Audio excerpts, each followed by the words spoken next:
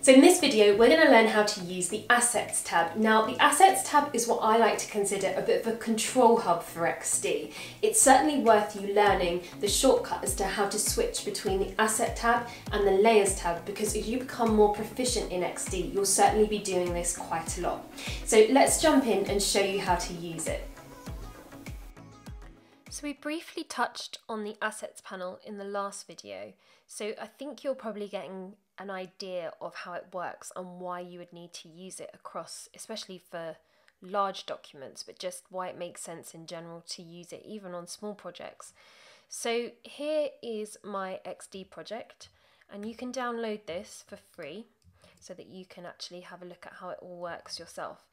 So you'll see that I have buttons, icons and typography, as well as the colour palette that we just went through in the last video. So the asset panel works in exactly the same way as we just used for the colour palette. So you are going to want to store anything that you feel is a reusable asset across your design file. You'll want to store it in here. And this is because normally things like buttons and small elements like this kind of element where it's an overlay of with an icon, they are prone to change.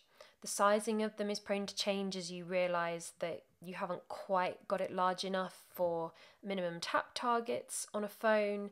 So instead of having to manually do that across everything, you can simply change the size of any asset in here and it will change it across the whole XD file. So the Assets panel is split into three sections.